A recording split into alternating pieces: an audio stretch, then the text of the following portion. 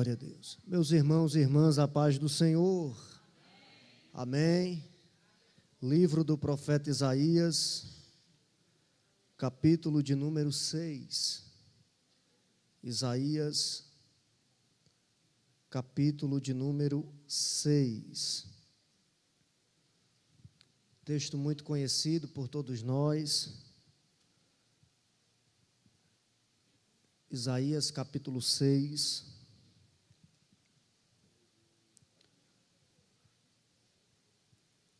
A partir do versículo de número 1, que diz: No ano em que morreu o rei Uzias, eu vi o Senhor assentado sobre um alto e sublime trono, e o seu séquito enchia o templo.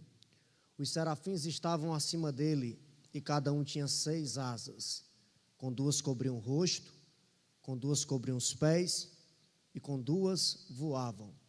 E clamavam uns para os outros, dizendo: Santo, Santo, Santo é o Senhor dos exércitos, e toda a terra está cheia da sua glória. Gente, essa passagem é uma passagem muito conhecida por todos nós. Quem nunca aqui leu esse texto? Aos irmãos que estão aqui à minha retaguarda, o nosso pastor, quem nunca expôs uma mensagem em cima desse texto, até mesmo quem nunca cantou, teve a experiência de cantar um louvor baseado nesse texto. Mas a pergunta é, antes de entendermos aquilo que acontece aqui no capítulo 6 do livro do profeta Isaías, a pergunta é: quem é Isaías? A pergunta é: em que momento esse cenário aqui acontece, essa história, ela acaba se desenrolando, e o que leva o profeta em um tempo em que se estabelece uma crise e até o templo, e o que faz o profeta nesse templo que ele vai ver a manifestação da glória de Deus. O profeta Isaías é um profeta muito conhecido por todos nós. Cada um de nós aqui talvez tenhamos algo em particular para falar sobre Isaías. Isaías é um profeta que está inserido na classe dos profetas maiores. A Bíblia se divide em profetas maiores e em profetas menores. Profetas maiores: Isaías, Jeremias, Ezequiel e Daniel. Profetas menores: Oséias, Joel, Amós, Obadias, Jonas, Miqueias, Naum, Abacuque, Ageu, Zacarias, Malaquias, Sofonias. São 12 profetas menores e 4 profetas maiores. E os profetas maiores não são chamados de maiores, porque são mais importantes do que aqueles que são chamados de menores. Não, os profetas maiores são chamados de maiores, porque têm um tempo de ministério maior do que aqueles que são chamados de menores. E um exemplo disso é o profeta Isaías. O profeta Isaías profetiza por mais de 4 décadas. O profeta Isaías profetiza em 4 reinados diferentes. Ele profetiza no reinado de Uzias, ele profetiza no reinado de Jotão, ele profetiza no reinado de Acás e ele profetiza no reinado de Ezequias. Então é um profeta que profetiza por um longo período de tempo, levando uma mensagem cristocêntrica. O que também destaca o profeta Isaías é a estrutura que o seu livro carrega. Além dele ser um profeta maior, de um longo período de ministério, o profeta Isaías também tem uma estrutura no livro que leva o seu nome, singular. O livro do profeta Isaías tem 66 capítulos, e por esse motivo, o livro do profeta Isaías é chamado de a Bíblia em miniatura. Perceba, o livro do profeta Isaías tem 66 capítulos. A Bíblia tem 66 livros. O livro do profeta Isaías é dividido em duas partes. A Bíblia é dividida em duas partes. O livro do profeta Isaías, na sua primeira parte, tem 39 capítulos. E nesses 39 capítulos, ele vai falar dos ais de Deus contra as nações. Nos 39 livros da Bíblia, que refletem um período veterotestamentário, é o período em que Deus vai manifestar a sua ira e muitas das vezes levantar os seus profetas para profetizar juízo sobre as nações. Mas também o livro do profeta Isaías tem uma segunda parte, e nessa segunda parte ela é composta por 27 capítulos. E nesses últimos 27 capítulos do livro do profeta Isaías, ele vai profetizar novo céu, ele vai profetizar nova terra, ele vai profetizar sobre uma glória futura que haveria de se manifestar. E quando nós olhamos para a Bíblia, os 27 últimos livros da Bíblia fazem referência ao período neotestamentário, ao estabelecimento da nova aliança, em que Cristo vem para quebrar o muro da separação que havia entre judeus e entre gentios e estabelecer o seu reino. Então, quando nós olhamos para o livro do profeta Isaías, o livro se destaca pela sua estrutura. Isaías se destaca pelo tempo de ministério que ele profetiza, só que também o profeta Isaías é um profeta diferente dos demais, da alta nobreza, do alto clero. Eu não estou falando aqui, gente, de um profeta que é do meio do povo, eu estou falando de um profeta de palácio, eu estou falando de alguém que é primo de rei, eu estou falando de um profeta que tem autonomia para sair do palácio e entrar no palácio a hora que ele quiser. Eu estou falando de um profeta que pode chegar no rei, apontar o dedo na cara dele, dizer que ele vai morrer e nada acontecer, afinal, ele é da família, é um profeta palaciano. Só que esse homem, apesar de todas essas descrições que eu dei sobre ele, o que destaca o profeta Isaías não é a estrutura do livro que ele carrega. O que destaca o profeta Isaías não é o fato dele profetizar por mais de 4 reinados diferentes.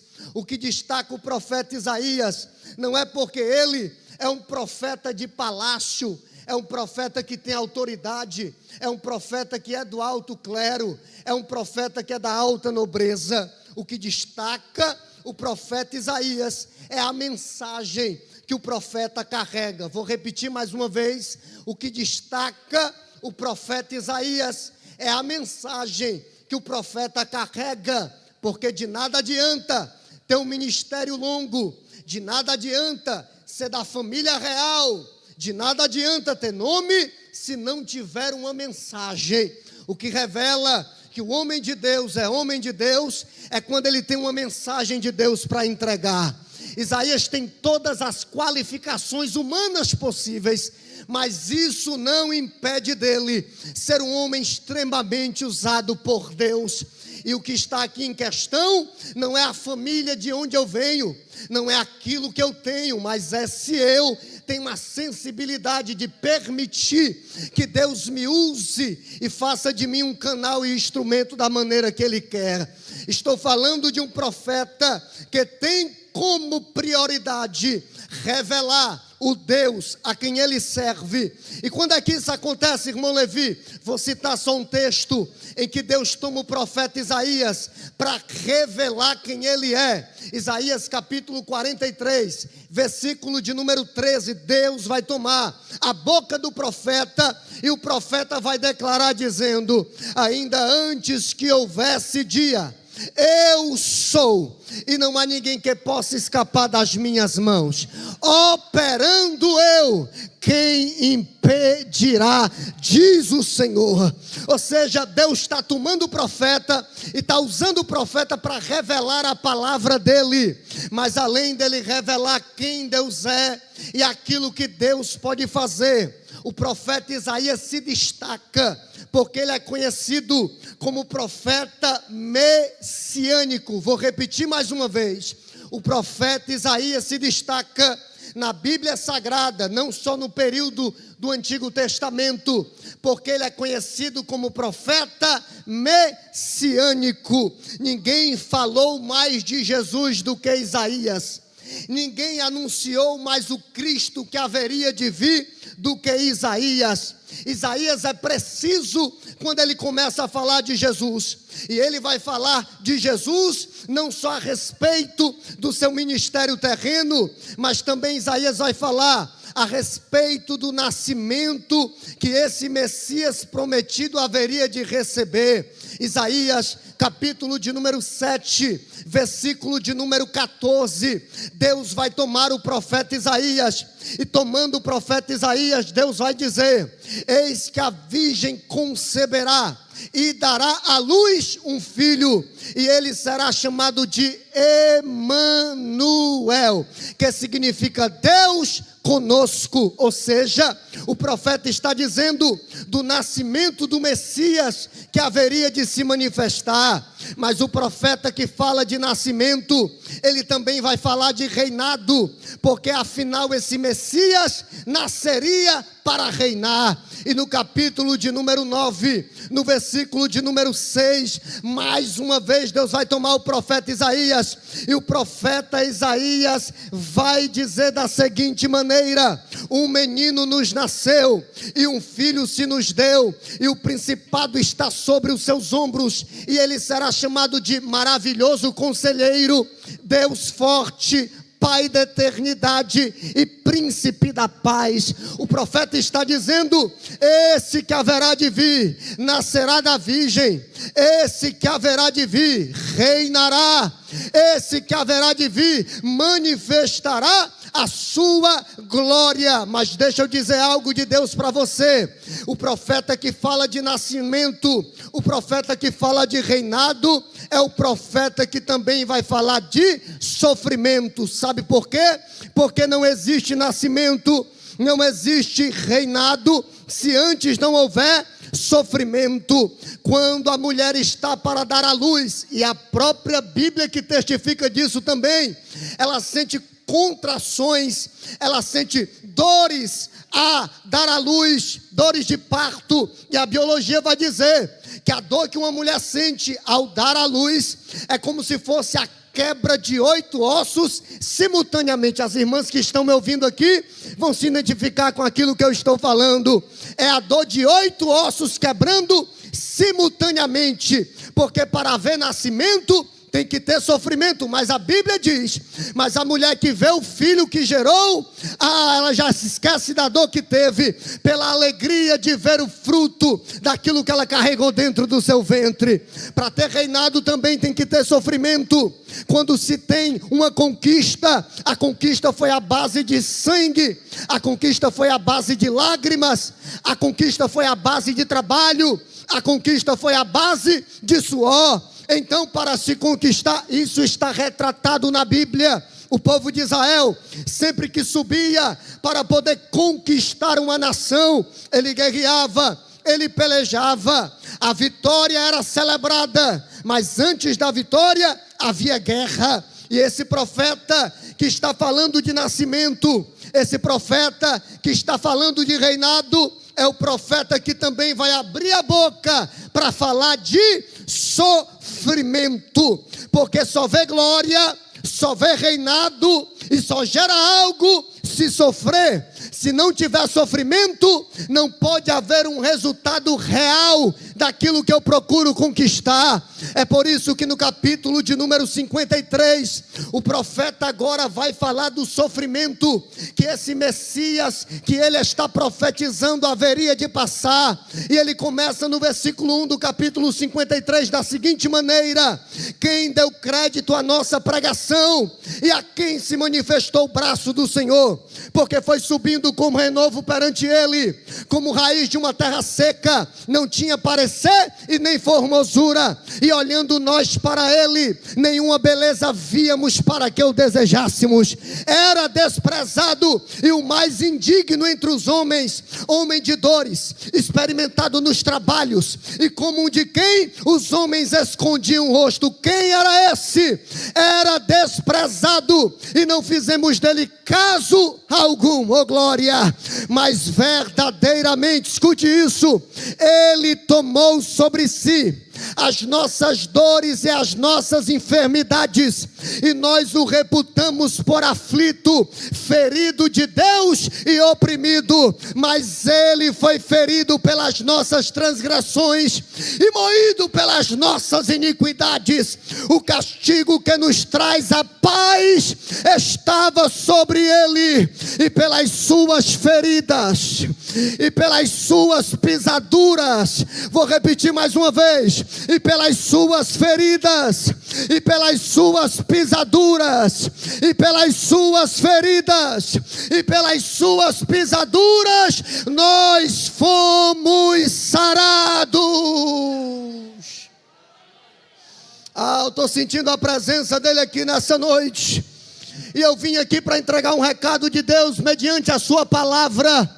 Foram as feridas de Cristo, escute isso aqui, foram as feridas de Cristo que curaram as nossas feridas. Vou repetir de novo, foram as feridas de Cristo que curaram as nossas feridas.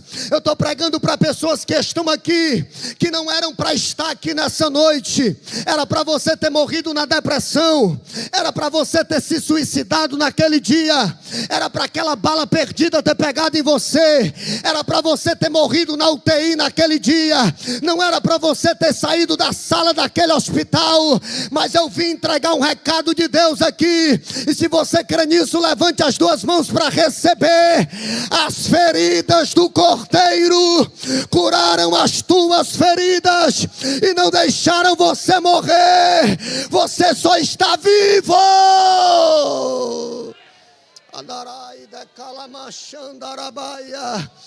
Levante as duas mãos e agradeça em nome de Jesus. Agradeça, agradeça ao Cordeiro, porque as feridas do Cordeiro te curaram, as feridas do Cordeiro te sararam. Era para você ter morrido na mesa daquele bar, era para você ter morrido na boca de fumo, mas as feridas curaram você, as feridas trouxeram você para cá. Glória. Quem pode agradecer pelo poder das feridas? Eu não sei como você chegou aqui nessa noite, mas as feridas, oh glória, das feridas dele ainda sai poder para curar.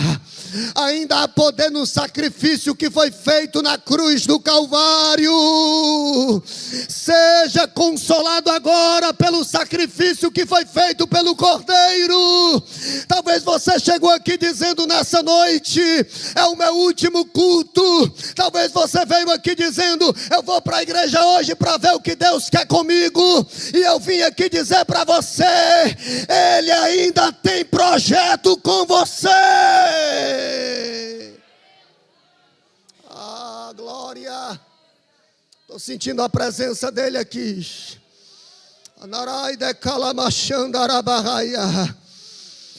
Estou sentindo a presença dele aqui, oh glória. Eu estou sentindo a presença dele. Receba cura nessa hora em nome de Jesus. Receba renovo de Deus nessa hora em nome de Jesus. À medida que você abre a boca para glorificá-lo, Ele sara você.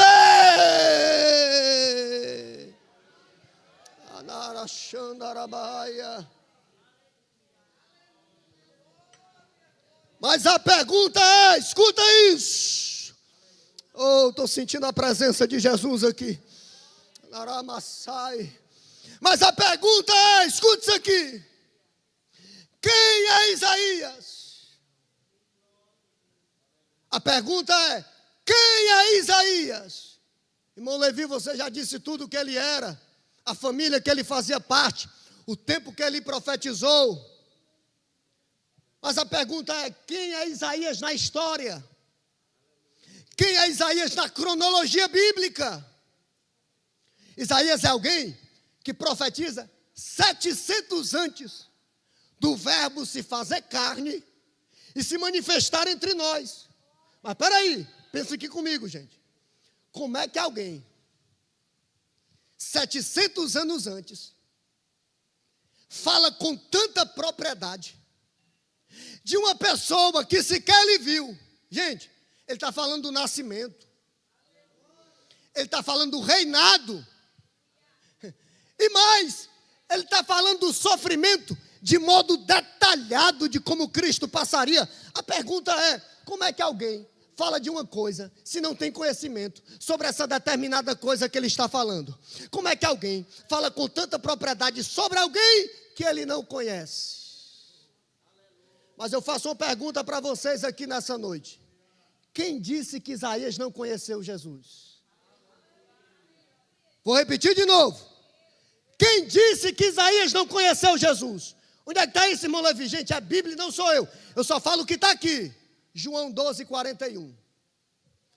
E Isaías viu a glória deles. Vou repetir de novo. E Isaías viu a glória deles. Irmão Levi, quando foi que Isaías viu a glória dele? E no ano em que morreu o rei Uzias. Eu vi o Senhor assentado sobre um alto e sublime trono. O seu séquito enchia o templo.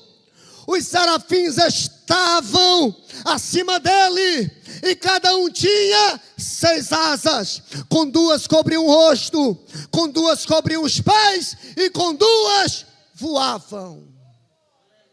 E tem mais: e clamavam para Deus. Está no texto. E clamavam uns para os outros, mais ou menos assim: Santo, Santo, Santo, Santo, Santo, Santo, ó glória, Santo é o Senhor dos exércitos, e todo o conjunto industrial está cheio da sua glória. Quantos creem nisso, levante a mão para o céu em nome de Jesus. Será que você pode, assim como os serafins, declarar que Ele é santo nesta noite? Declarar que Ele é grande nesta noite? Declarar que Ele tem todo o poder nesta noite?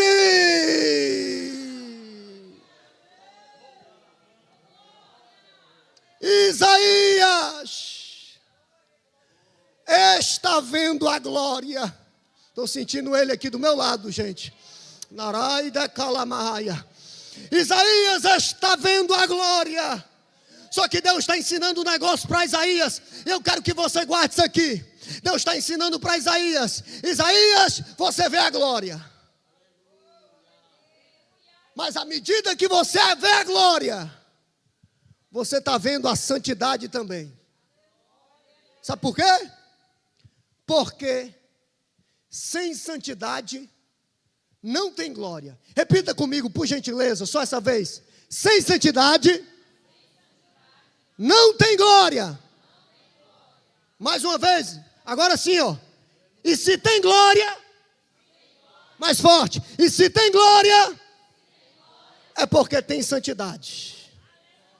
Sabe por quê? Porque a santidade, ela sustenta a glória. Gente, isso é Bíblia, não sou eu. O povo via a glória, mas a glória que o povo via era transitória, porque o povo não estava santo o suficiente para que aquela glória permanecesse no meio dele. E Deus está querendo ensinar aqui para Isaías o seguinte: Isaías, eu sou santo. Mas além de eu ser santo, aquilo que é meu também é. Vou repetir de novo.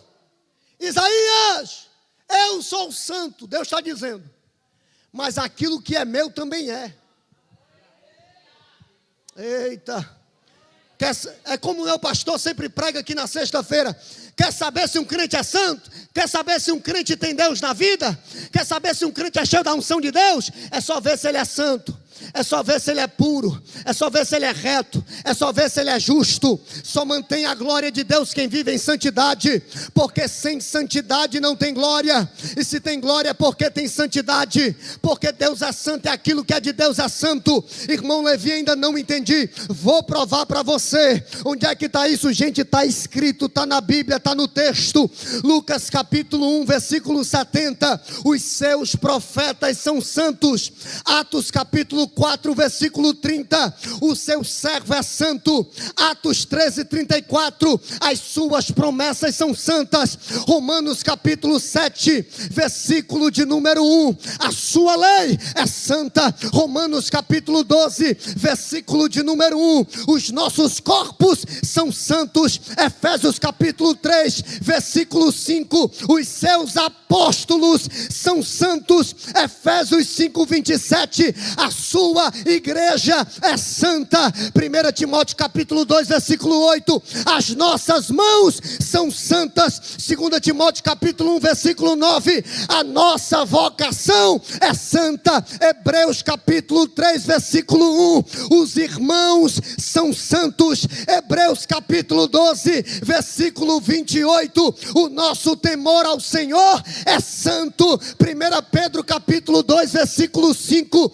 nós somos um sacerdócio santo. 1 Pedro capítulo 2, versículo 9, nós somos uma nação santa. 1 Pedro capítulo 3, versículo 5, cadê as mulheres de Deus? Deixa eu ver as mulheres de Deus. As mulheres de Deus são santas. 2 Pedro capítulo 3, versículo 12, o nosso procedimento ele deve ser santo. Apocalipse 21, 10, a cidade de Deus, ei glória, Naramaia Xandarabaia, a cidade de Deus, ela é santa. Quem vai para lá, deixa eu ver. Quem vai para lá, deixa eu ver. A cidade é santa, a igreja é santa, as mulheres são santas, os obreiros são santos, os pastores são santos, e é para lá que a gente vai subir. A gente não é daqui. Aí você pergunta, irmão Levi, mas a cidade é santa? Ela é santa, gente. Está na Bíblia também. Apocalipse capítulo 4, o apóstolo João, na sua visão, ele vai dizer: e depois destas coisas, olhei e vi uma porta aberta no céu. Ele continua: e ouvi uma voz como que de trombeta, que primeiro falara comigo e disse: sobe aqui, João, e eu vou mostrar para você as coisas que depois vão acontecer. Ele continua dizendo: e logo fui arrebatado em espírito, e vi um trono posto no céu, e vi um que estava sentado sobre o trono, e o que estava sentado sobre o trono era na semelhança da pedra de jaspe sardônica, e o arco celeste que estava ao redor do trono era semelhante à esmeralda. Ele continua: e vi ao redor do trono 24 tronos, e vi assentados sobre os tronos 24 anciãos, vestidos de vestes brancas, e tinham na cabeça coroas de ouro, e do trono saíam vozes, e do trono saíam relâmpagos, e do trono saíam trovões. Ele continua: e diante do trono ardiam 7 lâmpadas de fogo, que são os 7 Espíritos de Deus. Ele continua: e do trono à sua frente havia um semelhante ao mar de vidro, como o cristal, e do trono e ao redor do trono estavam 4 animais viventes, cheios de olhos por diante e por detrás. O primeiro animal era semelhante a um leão, o segundo animal era semelhante a um bezerro, o terceiro animal tinha rosto como de homem, e o quarto animal era semelhante à águia voando, e tinham respectivamente os 4 animais 6 asas, e estavam cheios de olhos por dentro e por fora, e não descansam. nem de dia, nem de noite. No céu não tem noite, é que ele está dizendo sem parar. Santo, santo, santo, santo, santo, oh glória. Quem pode levantar a mão e declarar santo? Por alguns instantes, só quem é do céu levante a mão e declare nessa noite.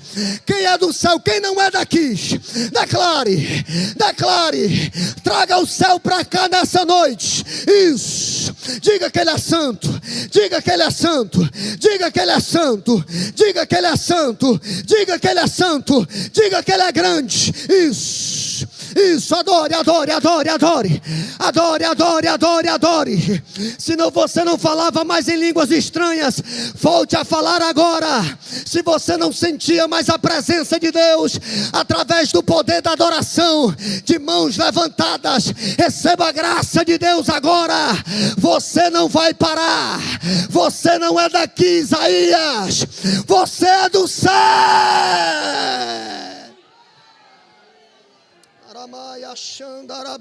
Eu estou sentindo ele aqui. Eu estou sentindo a graça de Deus aqui. Pega na mão de quem está do lado com toda a educação, por favor, em nome de Jesus. Pega na mão dele, pega na mão dela, oh glória. E de mão levantada, declare que ele é santo. Nos últimos dias, estamos vivendo em tempos onde se pregam mensagens tão antropocêntricas. Você vai vencer, você vai conseguir. Mas nessa noite eu vim dizer aqui que o sentido da nossa vida está em adorar ele como ele é. Ele é grande, ele é santo. E à medida que você adora, ele vai resolvendo a tua causa agora. Ele vai abrindo as portas agora. Eu sei que está difícil, eu sei que está doendo, eu sei que você veio para a igreja debaixo de perseguição hoje, mas eu tenho uma notícia para te dar.